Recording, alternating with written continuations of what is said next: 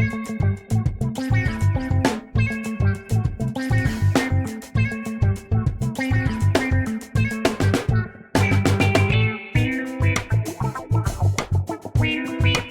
so proper. Man. We made it. Well, Episode 2. I can't believe how much we've made it. I feel like if we keep doing this, we'll probably get up to episode 5 or 6 by the end of the month. And then probably have like 2 million subscribers at least. Easily. Yeah. Easily. We're gonna have to put a subscriber cap on it because we are going to dominate the podcast I think world. that we have already started dominating, and now we just need to kind of let it,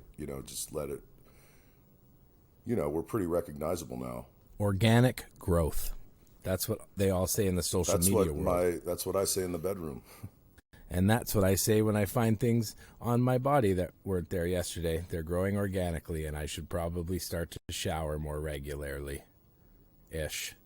Do you shower every day? Are you a shower or a bather? Do you Well, the bathe thing or is, shower? like in the summertime, right, I am more of a pool swimmer. Okay, but what do you do after that? Lay on the couch. So I shower probably once or twice a week. If my wife is out of town, sometimes I won't at all. Oh yeah, I'm not a bachelor anymore.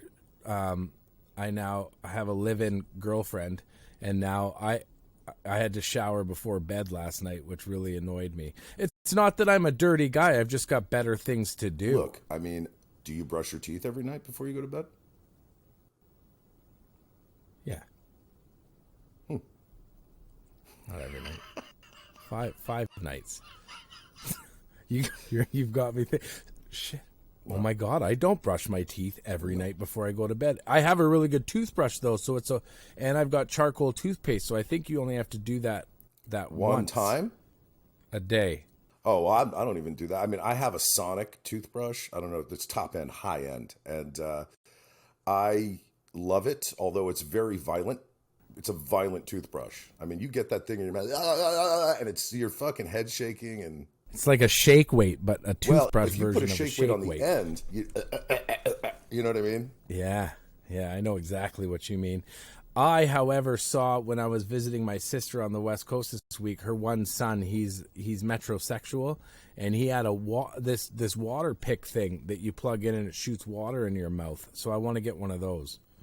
Metrosexual, that is a term. What does that mean? I don't know.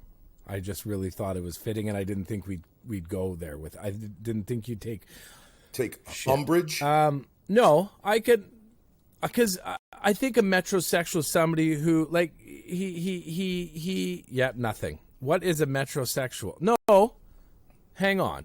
Is there such thing as a bilateral sexual? Well, it's 2021. There's all kinds of. I'm all for it, man. Sexual. Like there's trilateral sexual. Oh, I'm all for it. So you got recognized the other day in the airport. I want you to talk about that. I want to tell you about that because I've waited my entire life to be recognized, and it happened. So what happened? So I was sitting at the airport. We flew from. So I went to Vancouver Island for a week to visit my family because I haven't seen them in 2 years due to the current global shit show, and we got to Vancouver Island. We flew out yesterday. We connected through Calgary, Alberta, and I was sitting waiting with my daughter, hoping to get recognized. Like I would keep my mask down. We still got to wear a mask. The humility. So the thing about my humble fame, my TikTok fame, is people now recognize me, but I think that everybody recognizes me. Like somebody will look back at me and I feel like they're looking at me thinking, hey, that's the guy from TikTok. But really, they're like, did that guy just pickpocket me? But I'm taking it a different way. But yesterday we were sitting at the Calgary airport, and my Instagram goes off, and it's this guy saying, hey, are you at the Calgary airport? I sure am. So he is on my flight and comes up to me, to my chair, and starts talking to me. And it was just a really good feeling. He even told me he was a little bit starstruck when we were grabbing our luggage. It's funny how things work nowadays. Back when I first started in the entertainment business, you actually had to be talented. So now it's all different. I think Paris Hilton started that. But I will say this. I have a little story. Take a couple seconds. So when my son was born, I was living in Woodland Hills, California, and I was on that show that I did 700 years ago called The King of Queens. And I went to the grocery store to pick up some diapers. And I was in the aisle looking at diapers. Which one should I get? And some woman out of nowhere goes, "You're mean." And I go, "I'm sorry, what?" She goes, "You're so mean."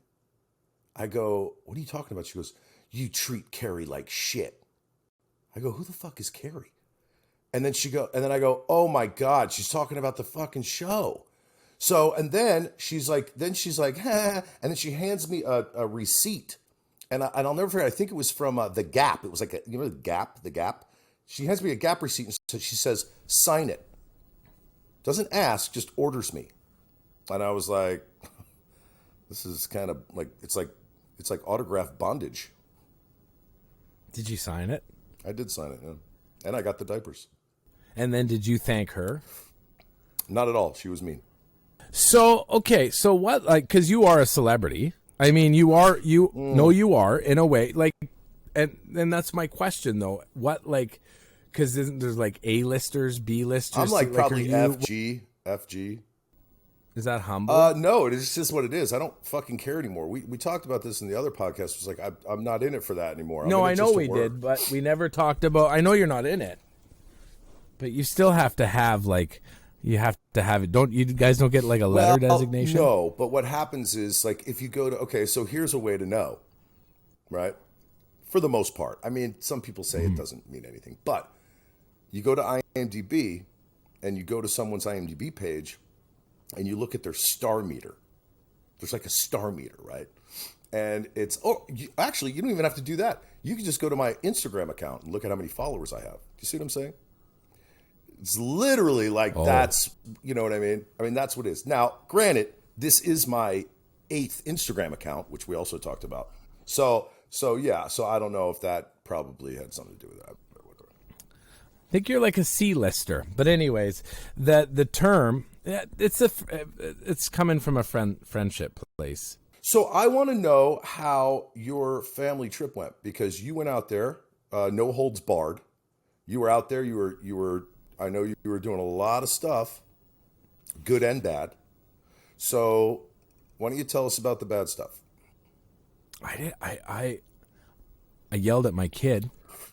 See what I'm saying? Horrible. Yeah. I humbled my kid.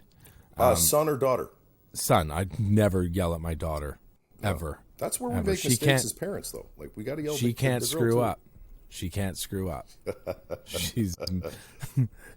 No, it was really good, man. So, to be completely honest, it wasn't just a trip.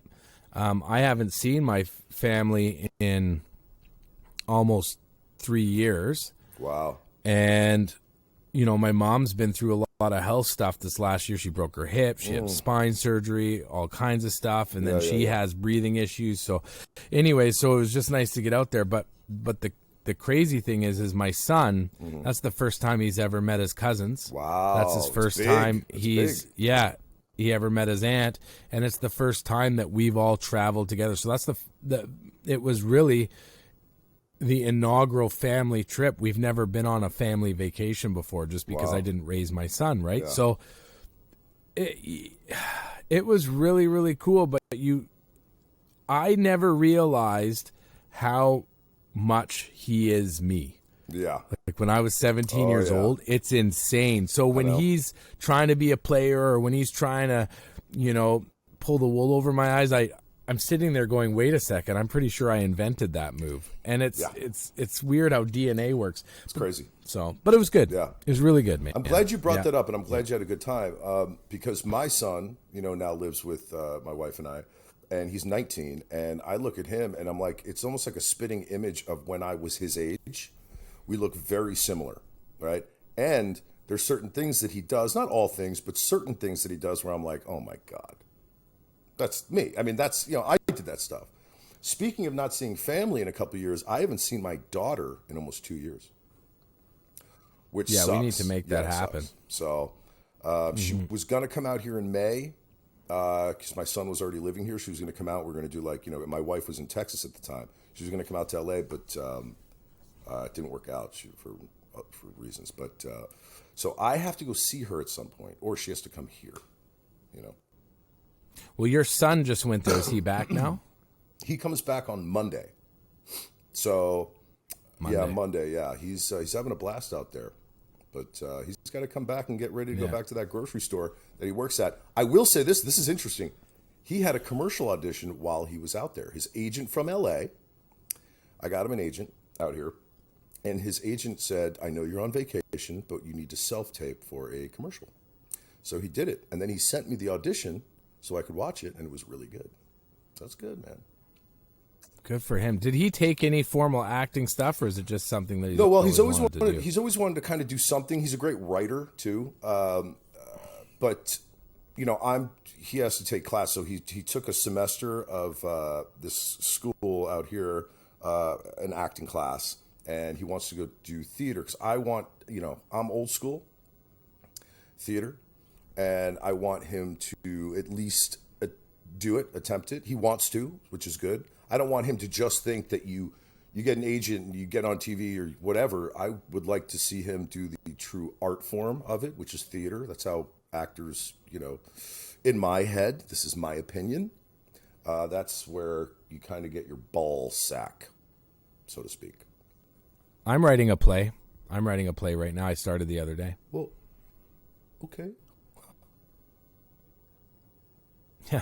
So what is it? What is it? Can you tell me what it's about, or is that under wraps? No, nothing. No, I just I wrote Scene 1, Act 1 about a week ago, but I feel like any day now something's gonna happen. I hope it all works out, man. I really do. I would love to see you. I don't see where it could go wrong. I have a few things in my head that would make it go wrong. But I'm not saying that they will happen. What I'm saying is just live your best life. That's the other thing, that hashtag, living my best life. I'm living my best life. It's like, fuck, are you? Yeah. Living La Vida Loca.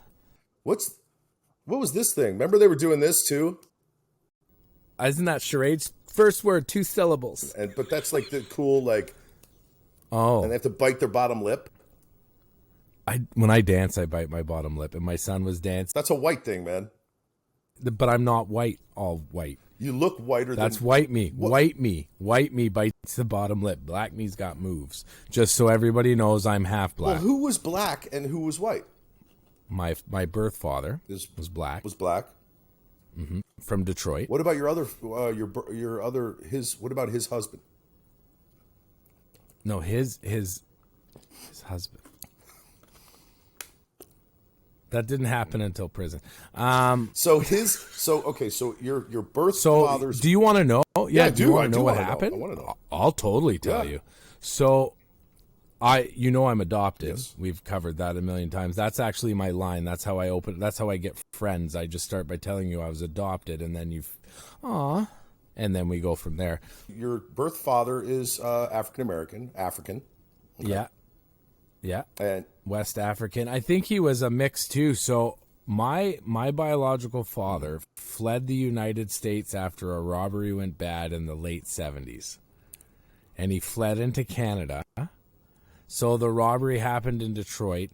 It left 2 people murdered and 1 lady seriously injured. And when she gave her report to the police, or whatever the process was back then, she said that it was somebody. He was 6 foot tall. It was a 6 foot tall black man with a bald head. My biological father, however, was 5'9" and had red hair. Actually, he's African American, but he had red hair. So, okay.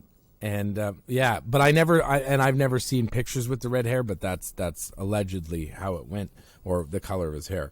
Regardless, he fled to Canada into he thought Alberta. He was going to get busted. Yeah. Now, was he a part of the robbery? I feel like he was all... Yeah. Oh, yeah. No, he was a part of the robbery. Did for he sure. murder? But he didn't. So he maintained his innocence until he died, that he did not commit those murders, and it was apparently somebody's brother that did it, or his girlfriend at the time's brother. But he fled to Canada, met my birth mom and my biological half brother's birth mom at the same time. So I have a brother that's 7 months younger than me. Jesus Christ, Wayne. So where have you met your? Did you ever meet your biological? You met all of them. I never met my biological father in like face to face in 3D, as I call it, but we spoke through the phone right before he died. He died 3 weeks from cancer. 3 weeks after. How old was after I met him? Oh yeah, 72 or 73. He flees to Canada.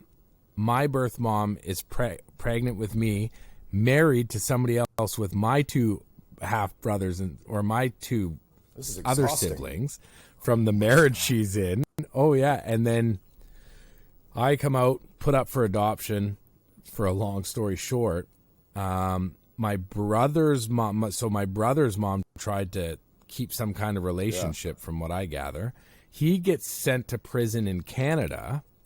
Spends 5 years in a prison in Canada, and then is extradited when they find out his real name, because he did 5 years for something he did here, apparently, so under an alias. Your father was like a full-on gangster.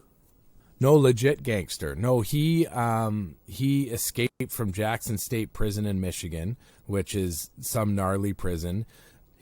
My oldest biological brother, who I've met a few times while he was serving 15 years in prison. I went and sat with him for 8 hours a day. Yeah, my oldest brother. It is what it is. My oldest brother was, or whatever, the leader of one of the largest Latin gangs in the United States, called the Latin Count. So who's Latin? So my biological brother. So I have like 9 siblings, and 7 of us have different mothers. So I had my oldest brother. He's maybe a bit older than you. I think he's either 49 or 50 now. His birth mom was Mexican. Our father hooked up with her, and then I have another brother whose name was Octavio, who's killed in a drive-by shooting in 1990 that actually made People magazine in an article called "The Killing Quilt," which is about the gang murders in Detroit.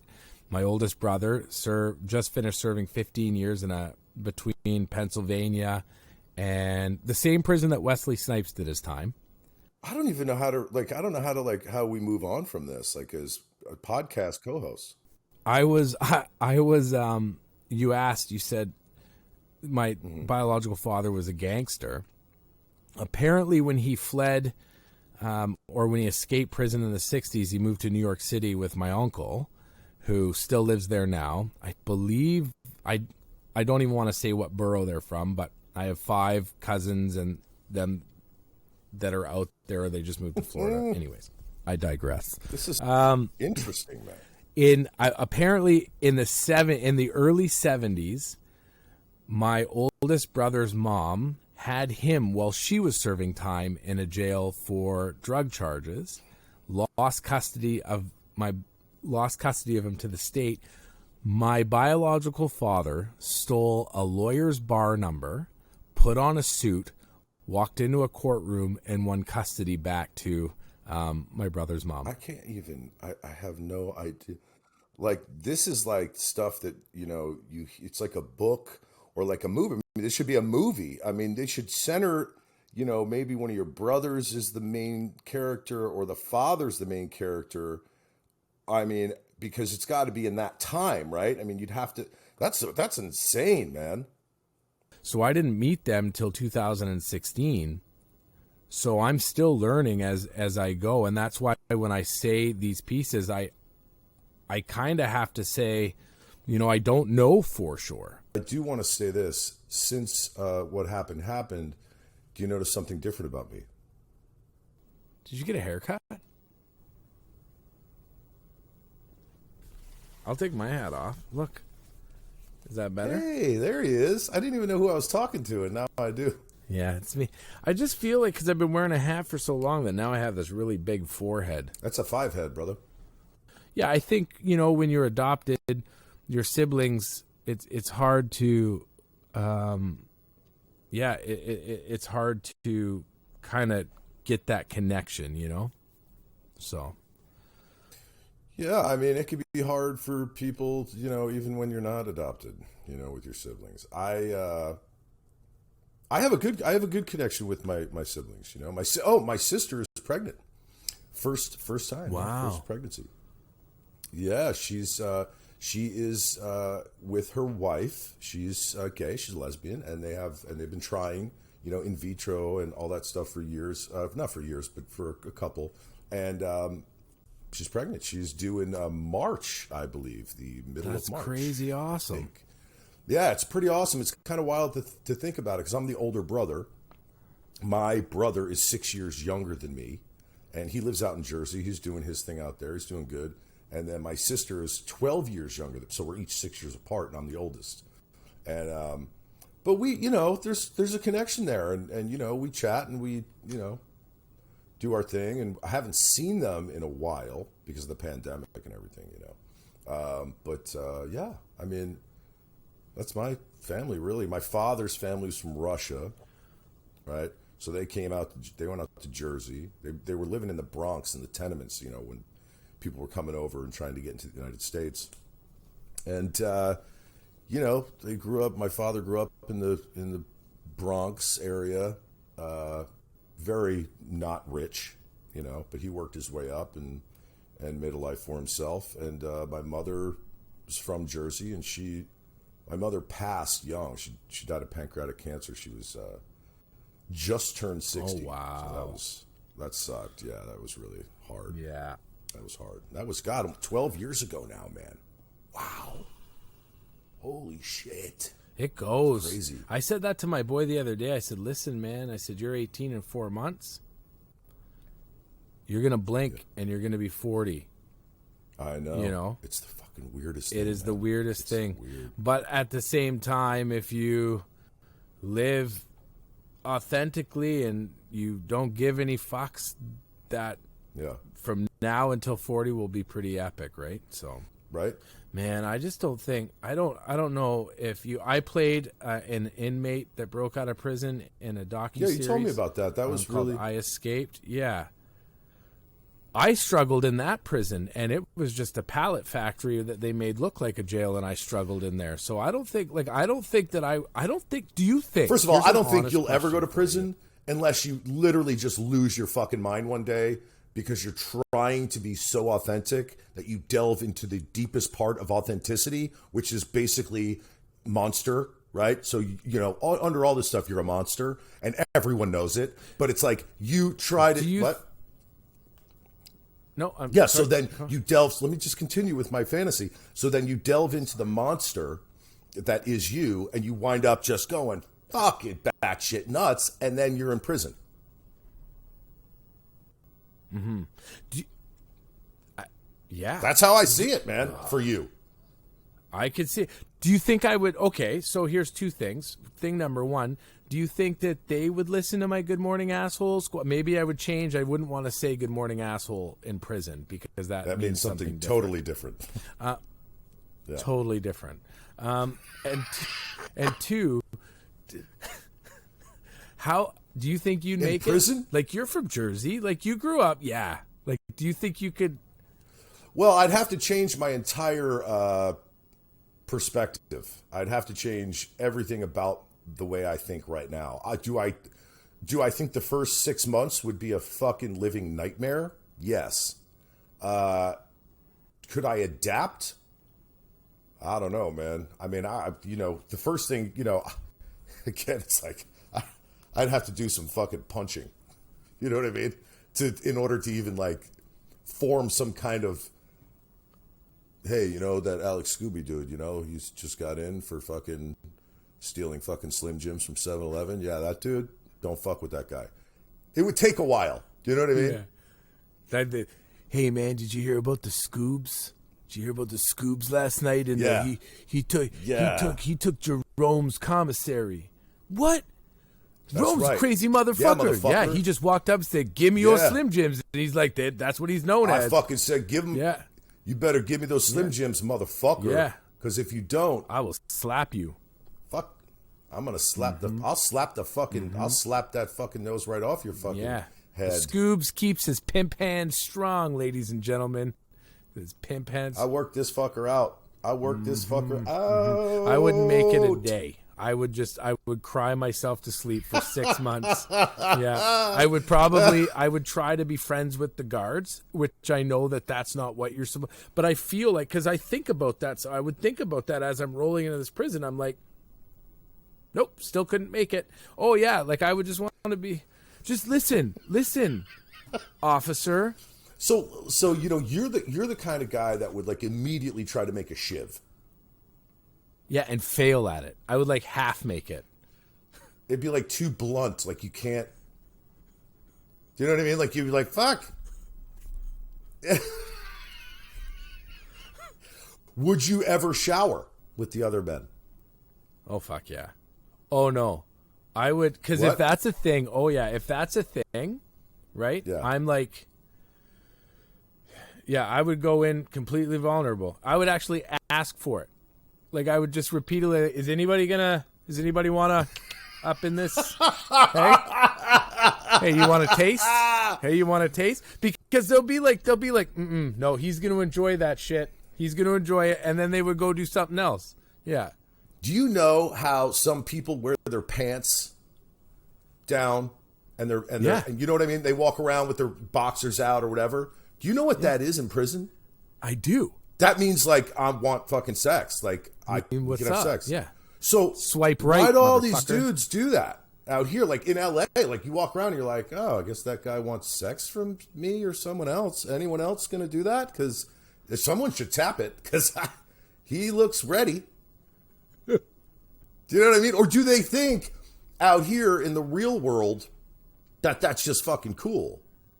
I just think that middle-aged white men think that that's what it means, and it's stuck. And I think it might mean something different in the gangster world. I don't know. I don't wear them down around. Like that annoys me when. So I'm losing. I lose some weight, and my pants fall down a bit because my belt's not big enough. Yeah. Like I wanna punch myself out. So I don't even know. Like it's not sexy. Like if I was in, yeah. Could you imagine like if when we met, like you've never seen me above here really. Except for those pics I sent you. But if you saw By me... the way... Yeah. Amazing. Thank you. Amazing. Thank you. So, and I know. But, so, if we met... Say I got off the plane in fucking Goose Down, Canada, wherever you live, and you came, and I come off the plane, and my pants are down, and I'm just kind of swagging. Like walking like Danny DeVito and Batman? Like the penguin? But my pants are down. Yeah. Would you be like, oh fuck, look at this. Oh, you'd be like, No. Because that's the sound you made. You went, If you got off, okay, so like let's be serious for a second. You got off the plane and you were dressed like that. Listen, does it make you happy, Alex? Makes me horny, apparently. But if you do it and it makes you happy, no, that wouldn't bother me because I love you for you. Fuck, man, if you got off that plane wearing those things around you, I would be out. I'd leave. I'd be like, no, I can't do this. I can't I'd be so disappointed. That's what I'm saying. There'd be disappointment. But I'd be equally as disappointed if you showed up in like Costco cargo shorts and socks and Birkenstocks. Hey, let's not. I'm 48. I wear cargo shorts. No, cargo shorts are fine, but you know what I mean with like the tucked in shirt. Yeah, no, that's not my ride. You know I don't roll it. Hello. Biting your bottom lip while we're dancing at the nightclub. Each doing a bit. Yeah. A nickel. I'd say it's about a dime. We each got a nickel. I got a dime. You got a dime. Okay, so what are you in for? A quarter. Can I ask that? Oh, prison? Yeah, what are you in for? What would you be in for? I'm not done with the prison thing yet. What am I in for? I am in for homicide. Homicide. Indecent I'm in exposure. for homicide. What? Yeah. No way. No. I don't. No, I don't look at you like Yeah. accidental. Well, that's what I say. All right. Okay. So what are you in for? Armed robbery. Okay, so those two people could get along. Like homicide and armed robbery, they're not too far apart. No, but I feel like. Do you feel like we would be Morgan Freeman and what's his name in Shawshank? No, you know who we'd be? We'd be Richard Pryor and the brilliant what's his name from Hear No Evil, See No Evil. Oh shit! Willy Wonka. Oh my God, he's one of my favorites. What's his name? It's oh my from God, Blazing Saddles. Yeah, he's one of my favorite of all time. I just said his name the other day. Brilliant. So is Richard Pryor. M? Does it start with an M? No. What the hell is his name? We're not going any further Blazing until we get Saddles. his name. No. Oh my God! Wait a second. Oh my God! Oh my God! Oh my God! It's that movie. Oh my God! That movie. Hold on. Oh, thank Gene you, Wilder. God. Gene Wilder. I said it first. I got it first. Tyler came in. Yeah, our producer out of came nowhere in and told us. So we would be Gene Wilder, Richard Pryor, and because you're black, you'd be Richard Pryor. I'd be Gene Wilder. Well, okay, that makes sense, but I'm only like 38%. So you're deaf. DNA. No, so you're blind and I'm deaf. Oh yeah, so we're in. Yeah, so you're get along, you think? So you're in for armed robbery. I'm in for accidental homicide. Yeah. Accidental. That's what you tell them. Yeah. That's what you tell them. Yeah, I wonder if we would get along. Like, would I'd be like, anybody sitting here and then sit down with the tray and then like we would just hit it off, or do you think I'd have to work for you'd it? have to, like, you'd have to do a little work. You know what I mean? Like the pocket thing. Do you know about the pocket thing? No, I don't. But I do know that if you're someone's if bitch, you get protected. Yeah, I pull my pocket out, and then you if you belong to me, because let's be real, I have way more tattoos than okay. You belong to me. I'd be the guy who's like Whatever. I'd be out hunting for like, I'd be that hunter-gatherer. I'd be out getting us Snickers, cigarettes, makeshift booze out of toilet water and toothpaste. I guess they can do that with toothpaste and toilet water. They make alcohol. I may have made that up, but I'd be out there doing that stuff while you were folding my laundry, dusting, that kind of stuff. Would you be like, I'd be like, hey, honey, how was your day out in the yard scavenging? And you'd be like, oh, dear, it was pretty great. And I'd be like, look at the shiv I made. And then it would be blunt. Would you hit me? Yeah, and like, I'd be mad, but I would probably be more like, listen, honey, let me show you how to do this the right way. And I'd show you a couple times. Now, if you didn't get it right after 2 or 3 times, I'd fucking kill you. Like till I died from it? Yeah, kill you. That means that I would just... So then, now you just got 25 more years. I'm already in for life. Because I made a simple mistake. You were only in for a dime. We started with a dime. I was trying to figure out how you got a dime for murder. Oh, I thought when you said dime, I thought you meant how much money did I go to prison with? No, a dime means 10 years. No, I got $1.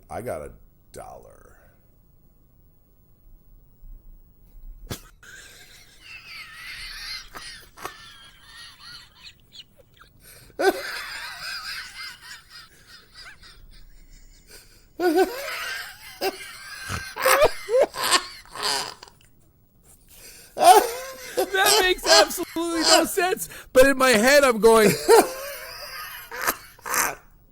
I mean, that's 100 pennies.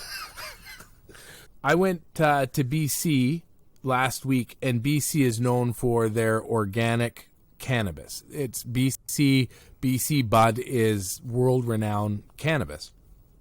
British Columbia, that's what he's talking about. British Columbia Bud, or BC Bud.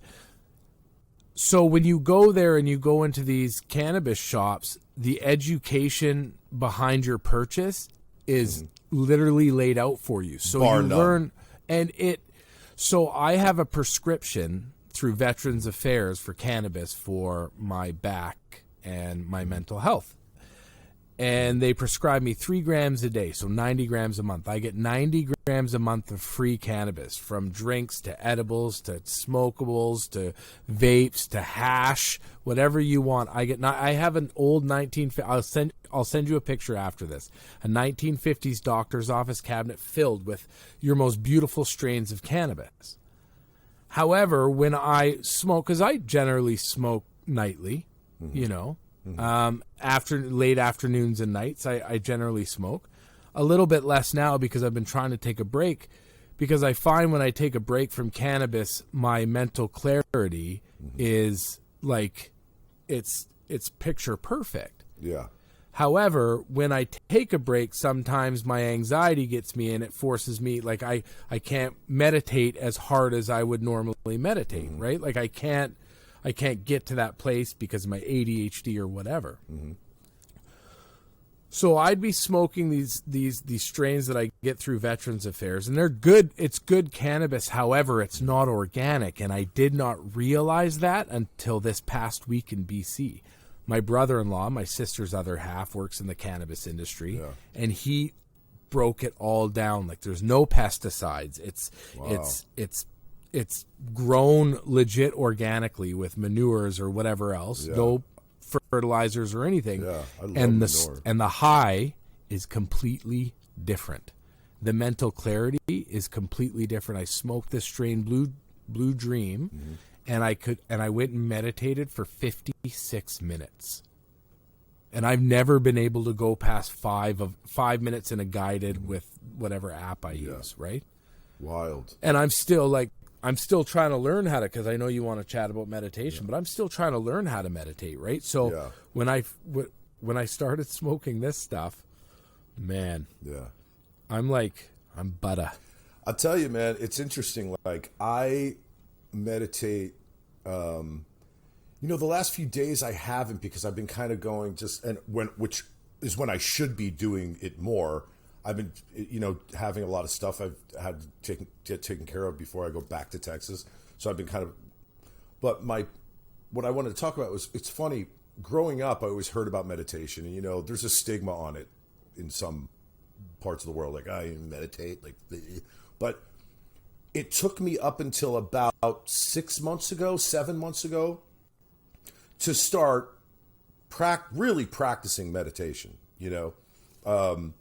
getting comfortable and putting my attention inside, just focus on my observing, not focus, but observe my breath, clearing my mind, and putting, maybe using intention while doing that, like just to, open up my brain, which it's interesting, because I have never felt so much peace since I've started. And believe me, I'm practicing. I think you just always practice meditation. I don't think you ever just say, I meditate, I'm a meditator.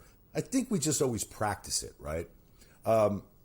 It's interesting that so I was a big Xanax user for years after my mother passed, because I kind of had like a little nervous breakdown-ish type thing where I didn't leave my house for a year. I stayed in bed. I drank a lot of pills, a lot of stuff like that. And this is just a true story. And I got on Xanax because my anxiety was through the roof, man. I couldn't leave my house without, I can't breathe.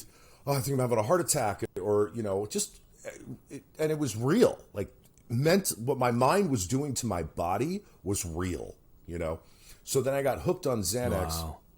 And up until about 6 months ago, dude, I was using Xanax on a daily basis. I used it one time. It's like a half of a pill. About a month ago, I took like a half of a pill just because I was having a really weird time. But good for you, though, man. Like, by meditating and just coming to terms with who I am and what I really am, which is my true self, is just awareness. That's all I am, is awareness. My true self is just awareness. Do you understand what I'm saying? Oh, I know exactly what you're saying. Consciousness, I'm awareness. All the other stuff in my head, all the other things that I consider myself or that other people consider me, our careers, we usually label ourselves, you know what I mean? Our careers, our height, our what we like to eat, our diets, all this stuff that we label ourselves with. The reality is those aren't real. I mean, they are, but they're not. The truth is we are just awareness. They're not. That's it. And that's all I really wanted to say about meditation, because it truly is a gift. And if you can just give yourself a couple weeks of practicing it every day to get into the groove of it, learning how to clear, because let's face it, like the first 5-6 times you do it, you're like, what the fuck am I doing? This is not working. You know what I mean? You go through that head spin. Oh, yeah. So, no, I'll tell you. But after that, you learn to just stop. Just stop. Stop thinking. Stop worrying while you're meditating, I'm talking about. Not even hearing your own voice. You get a break from your inner voice, which is just it melts you, and it's so humbling. I remember the first time I tried to meditate, because when I was going through the last 5 years, man, like, dude, I was in therapy once a week, and when I wasn't in therapy, I was at home. I was just in this low, and I would go to therapy and I would put on this happy face, and I would go home and I'd be in this low. And then finally they wanted to do some brain mapping things with me. And that's when I really started thinking about different ways that I could try to heal myself, or at least cope with my lows, and like get to a place. Cause and I had no reason to do any of it. I was sabotaging relationships. I was sleeping with women. I've never touched a drug other than marijuana. Like, cannabis is it. I don't know why. It's just I never did another drug, right? But I would just, for the last 5 years, I would manipulate myself, but I would be in turn manipulating others, because the energy you give, people give back. So, now I'm living this chaotic life, and I'm like, fuck, I just want to thrive. And I would fucking bawl my eyes out just because I could not thrive. And then I got this app. It's like a Tibetan prayer bowl. And, what Insight Timer. It's called Insight Timer. I pay for this shit, but I got this app, and I remember I'm like, okay, I'm going to try to meditate, because something's got to make sense. Therapy's not it's working, but it's not working. I go out, I sit down and I close my eyes and I listen to this 8-minute guided meditation. Does nothing. The whole time I'm thinking about squirrels and what I'm going to do on Wednesday. Do it again.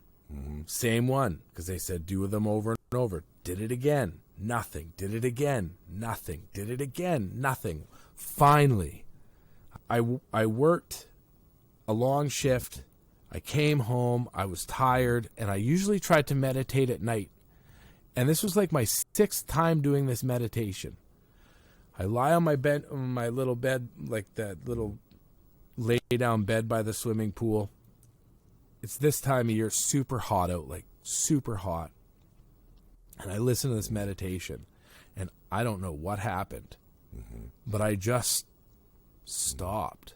I became aware, and I knew that I was capable of this powerful fucking thing that nobody believes in, because there's a stigma, or it's foo-foo. Well, I hate to say it. That foo-foo stuff works. Spirituality works.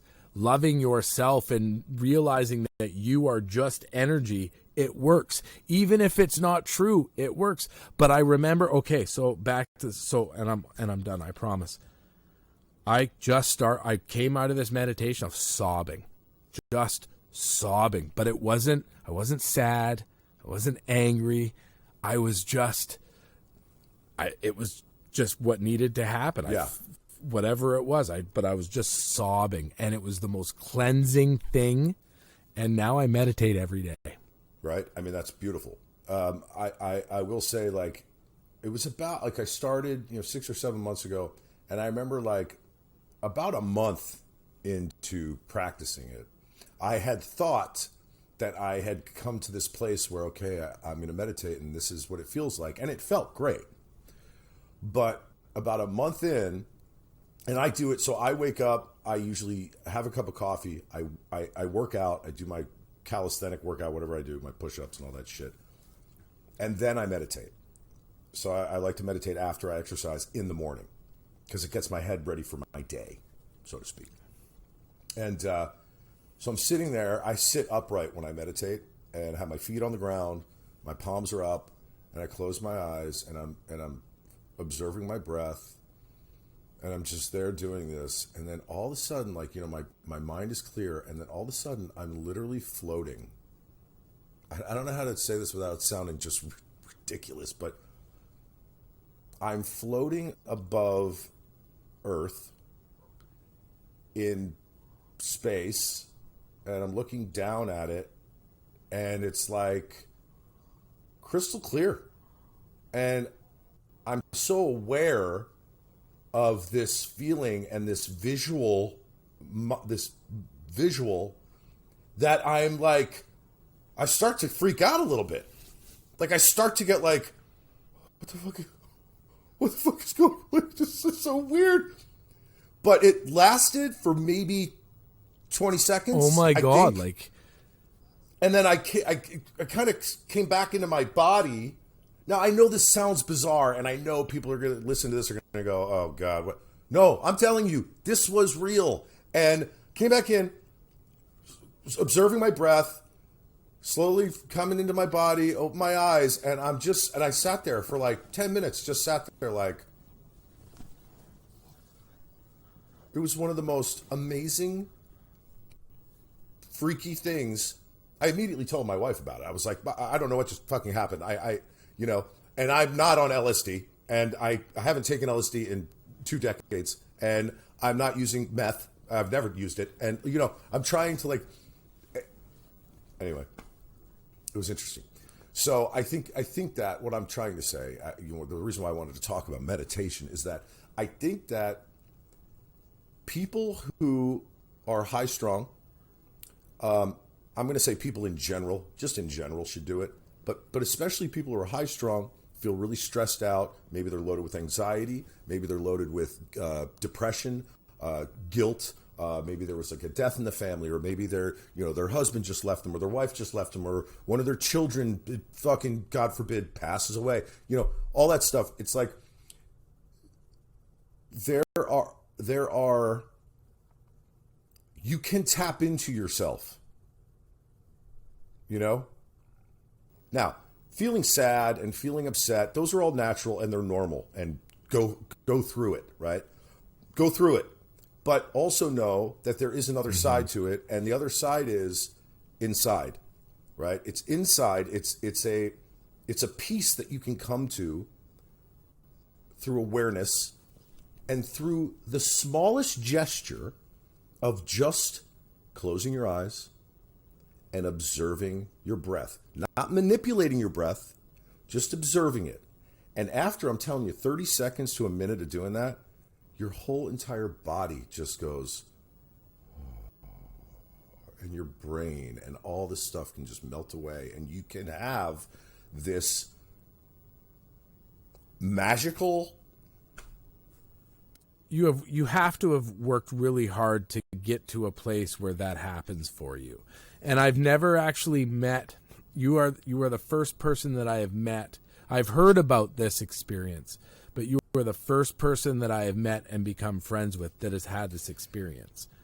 And one of the things that I am doing, and my goal for some reason now is, and some people think I'm full of shit or joking, but I really want to change this world. I really want people to become aware and woke and to thrive and be kind, and but be kind to themselves. Yeah. By taking that, 30 seconds to observe your breath.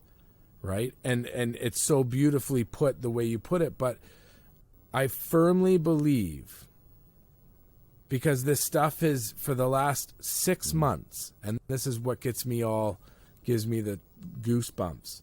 For the last 6 months, maybe a little bit more, I have really strived to get to that place. So I've I've listened to people's stories that I don't know, but then out of nowhere, about 4 months ago, I become buddies with you. And right there, to me, solidifies the fact that you get the energy that you put out into that world.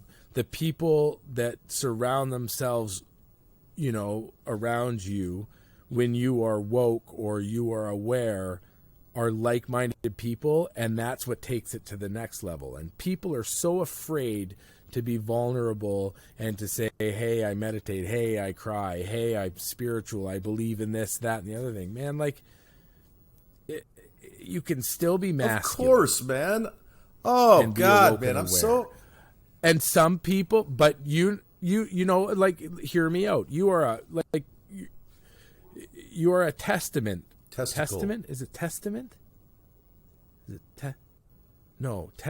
testicular. You are a testament to your... It's testament, I think. No, you are a testament to that, though. You know what I mean? Like, So, I just think... Yeah, I just think it's absolute. I think now, because I've legit got to speak to somebody who has gone through that, I now think that I will get to experience it. That I will get to experience it one day, and not because of anything other than the way you said it. You said just observe. And you have to use the right words, because if you say focus is something that takes energy, and you have to focus and to. Watch your breath, or it's not that. It's observe it. It's you're not manipulating your breath. You're literally just observing it. And what happens when you start observing your breath? Now remember, you could do meditations in public. You could literally be in a shitty, what you perceive as a shitty, stressful situation. They call it the half closed eye meditation, and it takes about 2 minutes. So if you're in a stressful, like on a plane or on a train or in a jail cell waiting room or wherever, it's a half closed eye. It's a relaxation, and you just observe your breath, and you breathe, and they call it nose breathing. Oh my God! Okay, so you don't breathe in through your nose, out through your mouth. At least in how I do it, my practice of doing it. Everything is through the nose. In through your nose, out through your nose. In through your nose, out through your nose. And there's a thing that... So, hum, right? So on the inward breath, on the outward breath, hum. Mentally, not out loud. So breathe in through your nose, out through your nose. No, I just did it, yeah. Right? And it basically is I am. I believe it means I am. I think. I could be wrong. Or is that so hum? I don't know. My blanking out on that. Oh my God. There is such a... Man, I don't know, man. I just know that it works for me. And I think there'd be a lot less violence and a lot less hatred and a lot less anger and a lot more clarity if people just tried it and observe your breath. Observe their breath, man. What you just said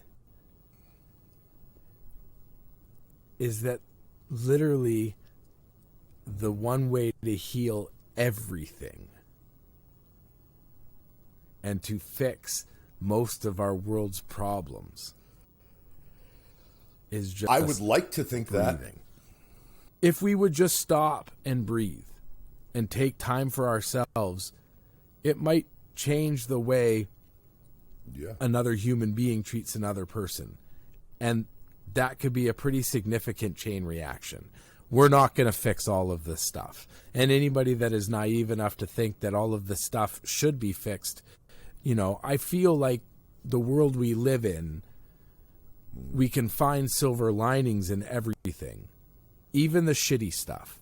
Even the rock bottom. Even the rock bottoms for most adults, for most, listen, if you are a male under the age of 30, or if you're a human under the age of 30, you are about to hit a few rock bottoms in your life.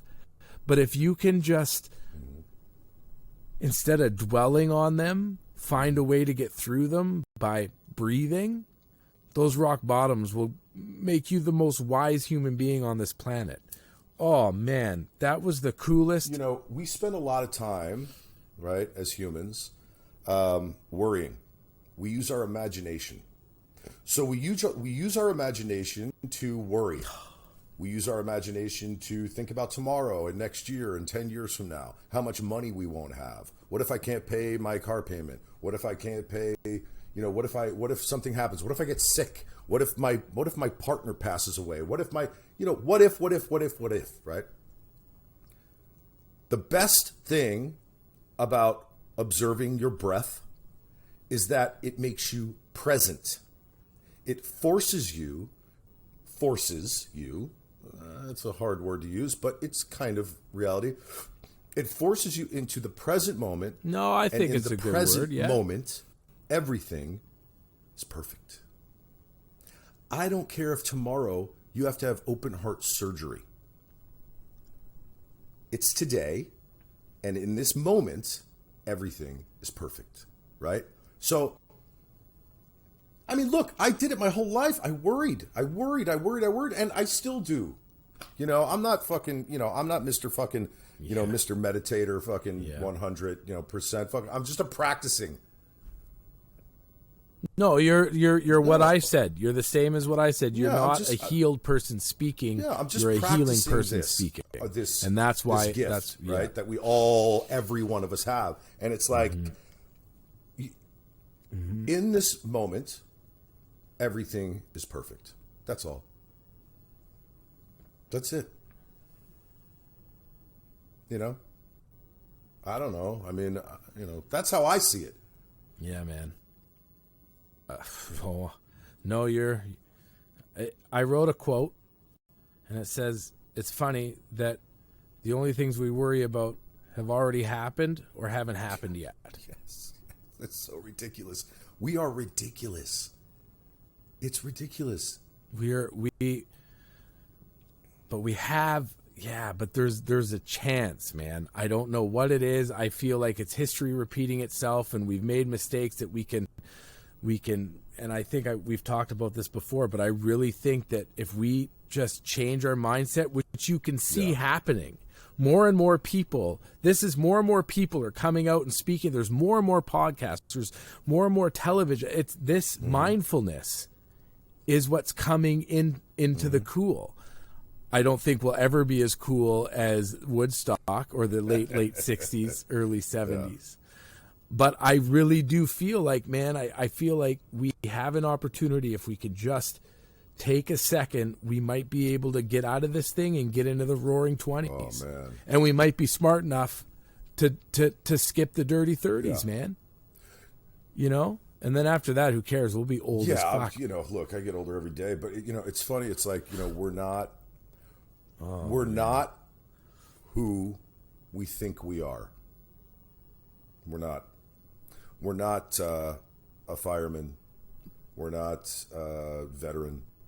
We're not an actor. We're not a TikTok fucking whatever the fuck. We're not podcasters. We're not any of that stuff. We're gurus. We're TikTok gurus. We're not that. We are just awareness. That's it.